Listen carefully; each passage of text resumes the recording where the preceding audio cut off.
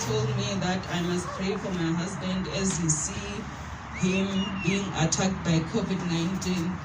And then I went home and then I prayed about it, but I didn't tell him about it. And then the days went by, and then during December, late December, maybe close to the end of December, while we were at home, and then he started to get sick, but we didn't understand what was the problem. And then we came back, and then he went to the doctor, they checked him for whatever, but they didn't check him for COVID-19. And then he continued being sick for many days, and then until we went to another hospital that side in Bedford, and then where they checked him, and then they find out that indeed he was having COVID-19. He was very critical, and it was not good at all. I think on the 31st we were driving up and down during the night, going to one hospital to another, and then the hospital were full.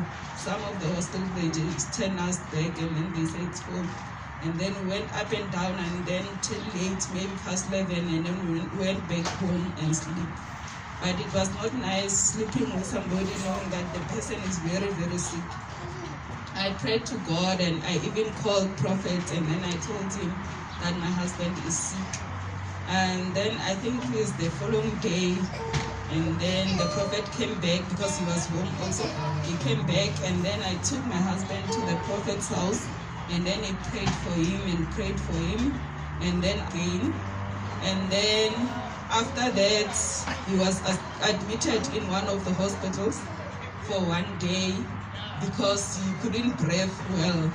He needed oxygen, so they connected oxygen to him, and then he started to breathe better. I communicated with the prophet, and then we continue in prayer and until he was fine, and then he was discharged from the hospital, and then he came home. We continue in prayer, and then one of the days we met prophet in Mount Zion, and then he also prayed for him, and then God did wonders upon his life, and then he recovered and he was fine, and even now he's fine, he recovered.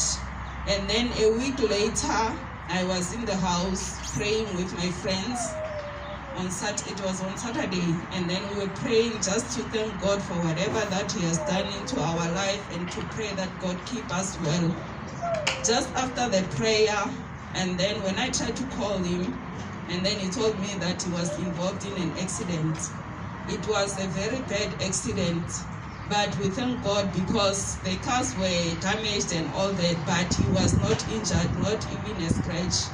And even the other driver that collided with him, he was not injured, he was fine.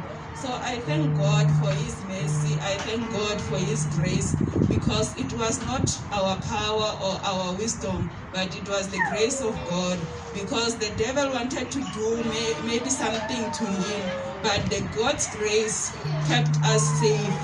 It was not because we know better, but it was because of the grace of the Lord. So I just want to thank God for whatever he has done into my life and to my husband's life, to our family as a whole, because this year was very hectic, and the devil was trying to, because during that time when he got the accident, it was that time where we were fasting and praying. So maybe the devil was trying to discourage me not to continue with prayer, because I will say, I'm just praying, but all the bad things are coming to my life. But I continue in prayer and continue in prayer, and I believe that God has overcome all the battles for me for this year, and I'm going to reach my destiny, and I'm going to live the life that God wants me to live. I thank God for everything that he has done in my life. Amen. Hallelujah. Let's clap our hands for Jesus. Hallelujah. So just a word of encouragement to uplift the congregants. Maybe some of our church members are experiencing similar things that you experience as a woman or as a wife. What I want to encourage us as believers or the children of God, let's stay in prayer and let's believe in God. whatever that is happening around us or in our life doesn't mean it wants to take us away from the love of God, but it's there to keep us very closer to God. We need to pray more. We need to keep God closer into our life, so that whatever that happened must not affect us, must just happen to be the testimonies into our life. Amen. Hallelujah. Let's clap hands for Jesus.